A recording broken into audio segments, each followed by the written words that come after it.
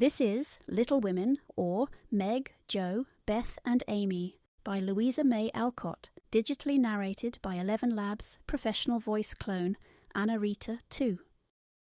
Chapter 2. A Merry Christmas. Jo was the first to wake in the grey dawn of Christmas morning. No stockings hung at the fireplace, and for a moment she felt as much disappointed as she did long ago, when her little sock fell down because it was so crammed with goodies. Then she remembered her mother's promise, and slipping her hand under her pillow, drew out a little crimson-covered book. She knew it very well, for it was that beautiful old story of the best life ever lived, and Jo felt that it was a true guidebook for any pilgrim going the long journey. She woke Meg with a Merry Christmas and bade her see what was under her pillow. A green-covered book appeared, with the same picture inside, and a few words written by their mother, which made their one present very precious in their eyes. Presently Beth and Amy woke, to rummage and find their little books also, one dove-coloured, the other blue, and all sat looking at and talking about them, while the east grew rosy with the coming day. In spite of her small vanities, Margaret had a sweet and pious nature, which unconsciously influenced her sisters, especially Jo, who loved her very tenderly and obeyed her because her advice was so gently given. "Girls," said Meg seriously, looking from the tumbled head beside her to the two little night-capped ones in the room beyond, "Mother wants us to read and love and mind these books, and we must begin at once. We used to be faithful about it, but since Father went away and all this war trouble unsettled us, we have neglected many things. You can do as you please, but I shall keep my book on the table here and read a little every morning as soon as I wake, for I know it will do me good and help me through the day." Then she opened her new book and began to read. Jo put her arm round her and, leaning cheek to cheek, read also with the quiet expression so seldom seen on her restless face. "How good Meg is! Come, Amy, let's do as they do. I'll help you with the hard words, and they'll explain things if we don't understand," whispered Beth, very much impressed by the pretty books and her sister's example. "I'm glad mine is blue," said Amy. And then the rooms were very still while the pages were softly turned, and the winter sunshine crept in to touch the bright heads and serious faces with a Christmas greeting. "Where is Mother?" asked Meg as she and Jo ran down to thank her for their gifts, half an hour later. "Goodness only knows. Some poor creetur come a-begging, and your ma went straight off to see what was needed. There never was such a woman for giving away victuals and drink, clothes and firing," replied Hannah, who had lived with the family since Meg was born, and was considered by them all more as a friend than a servant. "She will be back soon, I think, so fry your cakes and have everything ready," said Meg, looking over the presents which were collected in a basket and kept under the sofa, ready to be produced at the proper time. "Why, where is Amy's bottle of cologne?" she added, as the little flask did not appear. "She took it out a minute ago and went off with it to put a ribbon on it, or some such notion," replied Jo, dancing about the room to take the first stiffness off the new army slippers. "How nice my handkerchiefs look, don't they? Hannah washed and ironed them for me, and I marked them all myself," said Beth, looking proudly at the somewhat uneven letters, which had cost her such labour. "Bless the child! She's gone and put Mother on them instead of M. March. How funny!" cried Jo, taking up one. "Isn't it right? I thought it was better to do it so because Meg's initials are M.M., and I don't want anyone to use these but Marmee," said Beth, looking troubled. "It's all right, dear, and a very pretty idea.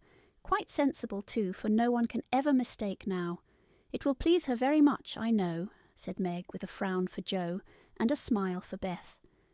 "There's Mother! Hide the basket, quick!" cried Jo as a door slammed, and steps sounded in the hall. Amy came in hastily and looked rather abashed when she saw her sisters all waiting for her. "Where have you been, and what are you hiding behind you? asked Meg, surprised to see by her hood and cloak that lazy Amy had been out so early. "Don't laugh at me, Joe. I didn't mean anyone should know till the time came. I only meant to change the little bottle for a big one, and I gave all my money to get it, and I'm truly trying not to be selfish any more." As she spoke, Amy showed the handsome flask which replaced the cheap one, and looked so earnest and humble in her little effort to forget herself that Meg hugged her on the spot, and Joe pronounced her a trump, while Beth ran to the window and picked her finest rose to ornament the stately bottle. You see, I felt ashamed of my present, after reading and talking about being good this morning, so I ran round the corner and changed it the minute I was up, and I'm so glad, for mine is the handsomest now. Another bang of the street door sent the basket under the sofa, and the girls to the table, eager for breakfast. "Merry Christmas, Marmee, many of them. Thank you for our books. We read some and mean to every day," they cried in chorus. "Merry Christmas, little daughters. I'm glad you began at once and hope you will keep on. But I want to say one word before we sit down. Not far away from here lies a poor woman with a little newborn baby. 6 children are huddled into one bed to keep from freezing, for they have no fire. There is nothing to eat over there, and the oldest boy came to tell me they were suffering hunger and cold.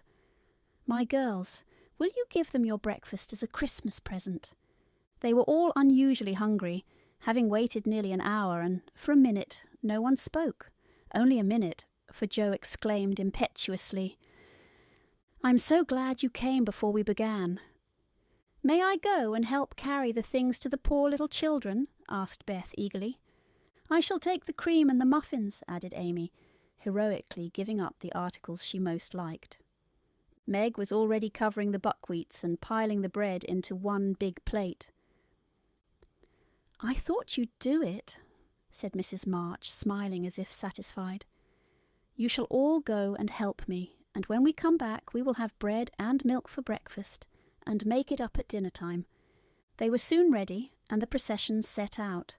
Fortunately it was early, and they went through back streets. So few people saw them, and no one laughed at the queer party. A poor, bare, miserable room it was, with broken windows, no fire, ragged bedclothes, a sick mother, wailing baby, and a group of pale, hungry children cuddled under one old quilt, trying to keep warm. How the big eyes stared and the blue lips smiled as the girls went in. "Ach, mein Gott, it is good angels come to us," said the poor woman, crying for joy. "Funny angels in hoods and mittens," said Joe, and set them laughing. In a few minutes it really did seem as if kind spirits had been at work there.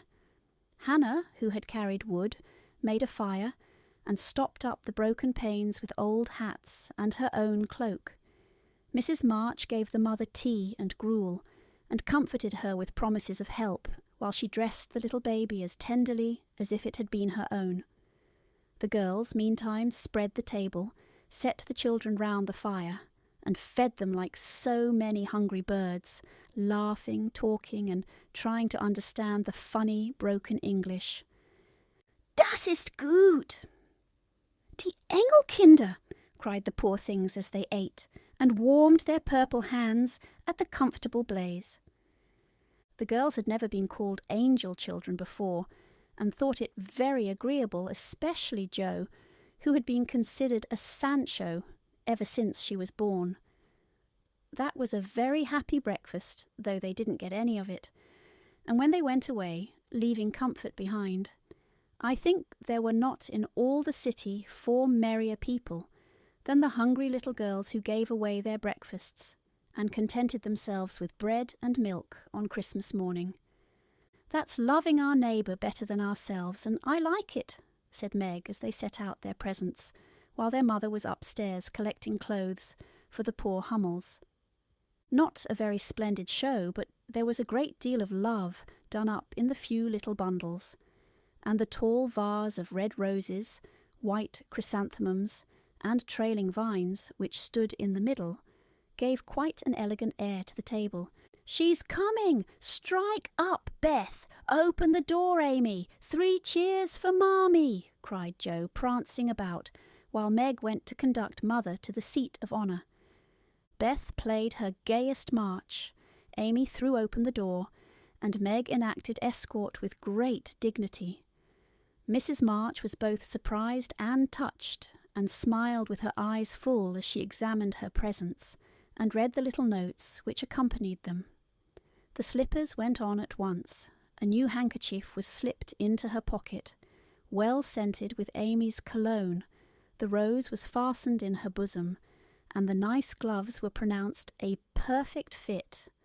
There was a good deal of laughing and kissing and explaining in the simple, loving fashion which makes these home festivals so pleasant at the time, so sweet to remember long afterward, and then all fell to work.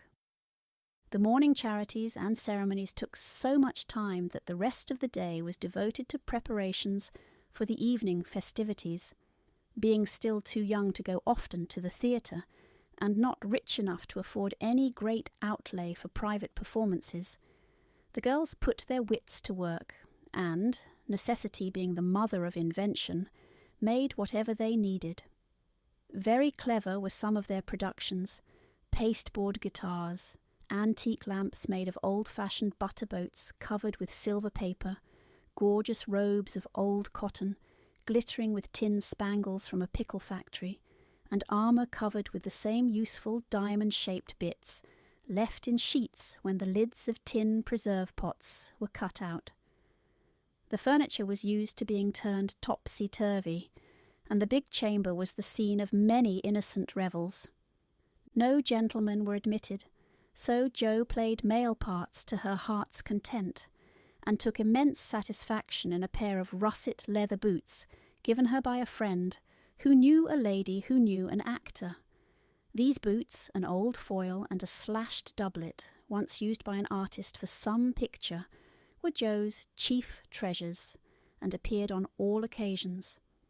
The smallness of the company made it necessary for the 2 principal actors to take several parts apiece, and they certainly deserved some credit for the hard work they did in learning 3 or 4 different parts, whisking in and out of various costumes, and managing the stage besides. It was excellent drill for their memories, a harmless amusement, and employed many hours which otherwise would have been idle, lonely, or spent in less profitable society. On Christmas night, a dozen girls piled onto the bed which was the dress circle, and sat before the blue and yellow chintz curtains in a most flattering state of expectancy. There was a good deal of rustling and whispering behind the curtain, a trifle of lamp smoke, and an occasional giggle from Amy, who was apt to get hysterical in the excitement of the moment. Presently a bell sounded, the curtains flew apart, and the operatic tragedy began. A gloomy wood, according to the one playbill, was represented by a few shrubs in pots, green baize on the floor, and a cave in the distance. This cave was made with a clothes horse for a roof, bureaus for walls, and in it was a small furnace in full blast, with a black pot on it, and an old witch bending over it. The stage was dark, and the glow of the furnace had a fine effect, especially as real steam issued from the kettle when the witch took off the cover. A moment was allowed for the first thrill to subside. Then Hugo, the villain, stalked in with a clanking sword at his side, a slouched hat, black beard, mysterious cloak, and the boots. After pacing to and fro in much agitation, he struck his forehead and burst out in a wild strain, singing of his hatred to Roderigo, his love for Zara, and his pleasing resolution to kill the one and win the other. The gruff tones of Hugo's voice, with an occasional shout when his feelings overcame him, were very impressive, and the audience applauded the moment he paused for breath. Bowing with the air of one accustomed to public praise, he stole to the cavern and ordered Hagar to come forth with a commanding, "What ho, minion, I need thee." Out came Meg, with grey horsehair hanging about her face, a red and black robe, a staff, and cabalistic signs upon her cloak. Hugo demanded a potion to make Zara adore him, and one to destroy Roderigo. Hagar, in a fine dramatic melody, promised both, and proceeded to call up the spirit who would bring the love philtre. Hither, hither, from thy home, airy sprite, I bid thee come, born of roses fed on dew, charms and potions canst thou brew. Bring me here with elfin speed the fragrant philtre which I need. Make it sweet and swift and strong. Spirit, answer now my song. A soft strain of music sounded, and then at the back of the cave appeared a little figure in cloudy white, with glittering wings, golden hair, and a garland of roses on its head. Waving a wand, it sang, "Hither I come, from my airy home afar in the silver moon. Take the magic spell and use it well, or its power will vanish soon." And, dropping a small gilded bottle at the witch's feet, the spirit vanished. Another chant from Hagar produced another apparition, not a lovely one, for, with a bang, an ugly black imp appeared, and, having croaked a reply, tossed a dark bottle at Hugo, and disappeared with a mocking laugh. Having warbled his thanks and put the potions in his boots, Hugo departed, and Hagar informed the audience that, as he had killed a few of her friends in times past, she has cursed him, and intends to thwart his plans, and be revenged on him. Then the curtain fell, and the audience reposed and ate candy while discussing the merits of the play. A good deal of hammering went on before the curtain rose again, but when it became evident what a masterpiece of stage carpentering had been got up, no one murmured at the delay. It was truly superb. A tower rose to the ceiling. Halfway up appeared a window with a lamp burning at it, and behind the white curtain appeared Zara in a lovely blue and silver dress, waiting for Roderigo. He came in gorgeous array with plumed cap, red cloak, chestnut lovelocks, a guitar, and the boots, of course. Kneeling at the foot of the tower, he sang a serenade in melting tones. Zara replied, and after a musical dialogue consented to fly. Then came the grand effect of the play. Roderigo produced a rope ladder with 5 steps to it, threw up one end, and invited Zara to descend. Timidly she crept from her lattice, put her hand on Roderigo's shoulder, and was about to leap gracefully down when, alas, alas for Zara! She forgot her train. It caught in the window. The tower tottered, leaned forward, fell with a crash, and buried the unhappy lovers in the ruins. A universal shriek arose as the russet boots waved wildly from the wreck, and a golden head emerged, exclaiming, "I told you so! I told you so!" With wonderful presence of mind, Don Pedro, the cruel sire, rushed in, dragged out his daughter with a hasty aside. "Don't laugh, act as if it was all right," and ordering Roderigo up, banished him from the kingdom with wrath and scorn. Though decidedly shaken by the fall of the tower upon him, Roderigo defied the old gentleman and refused to stir. This dauntless example fired Zara. She also defied her sire, and he ordered them both to the deepest dungeons of the castle. A stout little retainer came in with chains and led them away, looking very much frightened, and evidently forgetting the speech he ought to have made. Act 3rd was the castle hall, and here Hagar appeared, having come to free the lovers and finish Hugo. She hears him coming and hides, sees him put the potions into 2 cups of wine, and bid the timid little servant bear them to the captives in their cells, and tell them I shall come anon. The servant takes Hugo aside to tell him something, and Hagar changes the cups for 2 others, which are harmless. Ferdinando, the minion, carries them away, and Hagar puts back the cup which holds the poison meant for Roderigo. Hugo, getting thirsty after a long warble, drinks it, loses his wits, and after a good deal of clutching and stamping falls flat and dies, while Hagar informs him what she has done in a song of exquisite power and melody. This was a truly thrilling scene, though some persons might have thought that the sudden tumbling down of a quantity of long hair rather marred the effect of the villain's death. He was called before the curtain, and with great propriety appeared, leading Hagar, whose singing was considered more wonderful than all the rest of the performance put together. Act Fourth displayed the despairing Roderigo on the point of stabbing himself, because he has been told that Zara has deserted him. Just as the dagger is at his heart, a lovely song is sung under his window, informing him that Zara is true, but in danger, and he can save her, if he will. A key is thrown in, which unlocks the door, and in a spasm of rapture he tears off his chains and rushes away to find and rescue his lady-love. Act Fifth opened with a stormy scene between Zara and Don Pedro. He wishes her to go into a convent, but she won't hear of it, and after a touching appeal, is about to faint, when Roderigo dashes in and demands her hand. Don Pedro refuses because he is not rich. They shout and gesticulate tremendously, but cannot agree, and Roderigo is about to bear away the exhausted Zara, when the timid servant enters with a letter and a bag from Hagar, who has mysteriously disappeared. The latter informs the party that she bequeaths untold wealth to the young pair, and an awful doom to Don Pedro if he doesn't make them happy.